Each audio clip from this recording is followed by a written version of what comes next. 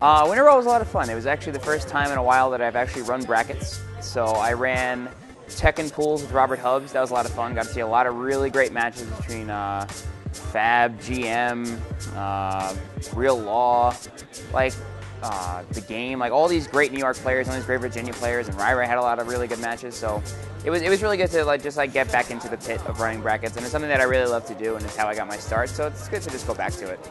So East Coast Throwdown 5 is our first tournament this year, which is like crazy to say, but it's going to be May 18th and 19th, 2013. It's going to be at the Hyatt Morristown in Morristown, New Jersey. Same venue as the last 2 years. This will more than likely be the last time that we do it there, only because I have a feeling that after this year we're not going to be able to fit. So, because ECT3 was run so-so, there were a lot of problems with it. ECT4 was run like butter. But the same amount of people came both times, so I have a theory where since ECT3 wasn't run too well, those people didn't come back to ECT4, and that's proven. Like when I was doing registrations for ECT4, compiling all the pre-reg lists, I noticed that the lists were completely different. And usually like the lists between 2 and 3 were almost the same plus people. So since it was completely different people between 3 and 4, it made us realize like just how poorly 3 was run. So then when we ran 4, we made sure it was run like complete butter, and it went so well that, you know, we really didn't hear any complaints aside from the money matches delaying the pools a little bit, but everybody was watching, so it wasn't really that big of a deal. So that's this year. We're currently working on exhibition matches for that. We can't really give any details away, but I'll put it this way. If you thought Fnatic Ray was hype, you really haven't seen anything yet. So we're working on that and an undercard again. We were originally aiming for 3, but we're going to try to cut it down to 2. This way we don't delay things, and we get fitted it enough, and we don't make the whole attraction of the tournament those exhibitions, because when you do that, I feel like it kind of takes away from the actual tournament. So the people who are paying to be there, paying to compete, are kind of like put off to the side in favor of these exhibitions. So we're still trying to keep it separate and just have that as like an added bonus. Well, like anything, scheduling is probably the paramount of importance with running a tournament. And I created a schedule for ECT4, and we stuck to it as best we could, and everything ran on time. We allowed for 2 hours for a 16-man pool, and that we've seen in pretty much every other tournament. We got that from the Evo system, and it works. It really does work, and now every tournament in the country is using it, and it's funny because when you come to a tournament, you see, if it's like one of the first tournaments these people are running, and this happened to us, like it's kind of like constant chaos. Everybody's always asking, when am I up? When am I up? When is this starting? When is this starting? What are we doing? What are we doing? And it just feels like a much more tense environment. But when everything's like super scheduled, you have a timetable. Okay, I have to be in my pool at 6 p.m. All right, let me just go hang out. You know, I don't have to wait for anything. So it's a much more relaxed vibe, and it actually helps you that like there's not so many people in the room while you're running pools, because then you don't have to like fight your way through the crowd to get back to your pool for playing the second game. So that's really important with scheduling. The other thing that I learned from scheduling ECT4 was that you can have every single game running at the same exact time. It's not a system you have to use, but I prefer it personally for ECT. And the reason is that if you really push pre-registration, and the way you do that is, you know, you have early bird specials, then you have last minute registration. You really got to like penalize people for coming so late and registering at the door. That's why you get to allow for so much time on pre-reg. But if you have like 80% of your registrants who have pre-registered, you can then make it so nobody is playing in the same game at the same time. And if you stick to your schedule, you will never have a bracket delay, because no one, aside from like Chris G or Joe or somebody who plays every single game, nobody's going to be playing in more than one game at a time. So it allows you to push through brackets faster, and it allows people to have a better time, because now they're not trying to adjust between playing Guilty Gear and playing Street Fighter 4. They're not trying to adjust between Marvel and King of Fighters. They're able to have a little bit of a break in between games, and they're not bouncing back and forth constantly. So that's really important. That's something that I would personally love to see at every tournament out there, but it's just my own personal system that I prefer. If anybody wants to know how to work it, just ask me. So keeping your composure is super important. That's something I've learned how to do better and better every year, because you are always being pulled in 100 different directions. Somebody needs to know, when is this happening? You know, we had a pause during a mid-match, you know, this and that. So you got to be able to just roll with the punches, and that really just comes with experience. And it's all just about sticking with it and not getting discouraged because people are getting a little upset with you. TFC is the Fall Classic. This is a collaboration tournament between myself, Long Island Joe, Big Eric in Philly, and Shin Blanca Larry down in Final Round. Down in Atlanta. He runs Final Round. It's really just a collaboration tournament. It's not really meant to make a statement or anything. It's just something that we came together to do. Last Final Round, I went down with Larry. That was my first Final Round ever. And, sorry, I went down with Eric. So last Final Round, I went down to Atlanta with Eric and Kazi and Buck Nasty and like a bunch of the Philly dudes, and we had a great time. And we helped out Larry run the tournament. There were a couple of hiccups like everything, but, you know, we got it back on course, and, you know, we got it to finish on time. And because of that, we kind of just grew a friendship. It started out as just us helping out a tournament, but then we just stayed in touch.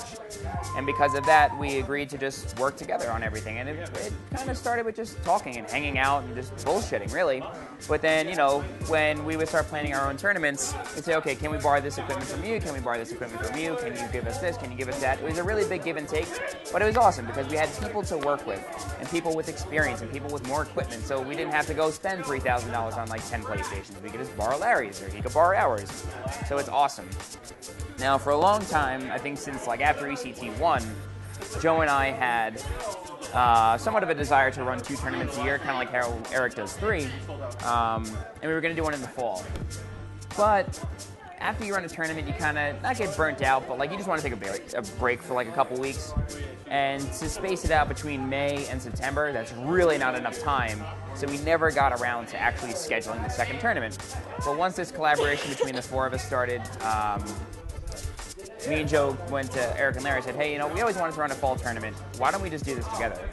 And that was around, I would say like September, October of last year that we decided to do that. So it's really just us coming together and running a tournament together. And we're making all of our own events qualifiers for it.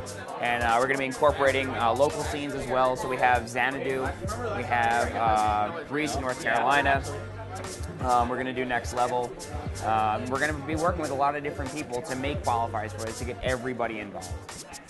It's a really good question. It's something that really has never been done before as far as TOs coming together. You know, like I've said in the past, like there's a lot of talk between TOs trying to come together and nothing ever comes of it. But this is one of the first times ever that 4, not to inflate my own ego, but 4 organizers of huge tournaments on the East Coast or even in the country. We run some of the 4 biggest tournaments in the country. And, you know, for us to be able to come together and bring out something even bigger than that, like even bigger than Final Round, even bigger than NEC, even bigger than ECT, we're going to combine the hype from all 3 tournaments and just bring it into one place.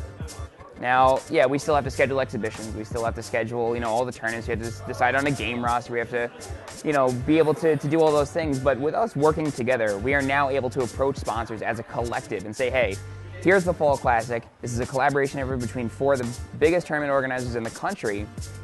You know, what can we work with? And that's a lot better than saying, hey, I run this 1,000-person tournament. You know, I've been doing this for 5 years. We've been doing this for 16 years. We've been doing this for 13 years. You know, it's just my tournament, though. But no, now this is a circuit. We have a circuit out of East Coast Throwdown, Final Round. And we're doing Winter Brawl and Summer Jam. So because of that, it's a much more complete package. And it's not just a single tournament that needs a sponsorship or wants a sponsorship. It's actually a collective. So from, not to sound like snarky or anything, but from like a business standpoint, it's super, super powerful to be able to present this deck or this object to a company and say, this is the Fall Classic. Okay, so we're trying to give the East Coast a finals tournament to feel at home at. And you know, when you come to a Big Air tournament, when you go to Final Round, when you come to ECT, you feel at home. Sure, it's exciting. It's a little bit, you know, fierce with the competition, but it's still a very welcoming vibe, and that's really what we try to accomplish. Like Larry's down south, man, they're all about family values and including people and bringing people in and just taking care of the people who are there, and that's really what we're trying to do for the entire coast, not just Atlanta, not just Philly, not just New York, everybody. But it's, you know, we're not segregating ourselves. West Coast players are more than welcome to come, just like they come to all of our tournaments anyway. So, but this really is more of a East Coast-centric type thing, just like East Coast Throwdown. Yeah, it's funny how much can happen in 3 months with plans. Originally, we were trying to incorporate things that weren't fighting games. And like, okay, you go to Next Level, they're playing Magic in there. You come to our local Long Island spot, they're playing Magic the Gathering, and it's a great game. I play Magic. Not competitively, but I love the game. I've been playing it since the lunch table days in middle school. So we were trying to figure out a way to incorporate everything. But as you try to do something of this scale, it gets a little bit more complicated, especially with space. And since it's our first time going to wherever it is we're going, put it this way, I don't think there's ever been a major in the state, but we aren't sure like how much room we're going to need. So that's something we would love to incorporate further down the line. But for it to happen year one, we still need to test the waters on a lot of things. That being said, I mean, dude, I want a speedrun World Series. Like, I would sit there and play A Link to the Past for 2.5 hours. But, you know, like, you got to take things one step at a time. It is going to be fighting game centric. We're always going to be for the fighting game community. But we know that people in the fighting game community do other things. I play Quake. People play Magic. People play League of Legends. I mean, look at Team Marn. So we would love to incorporate other things, but it's baby steps, one step at a time.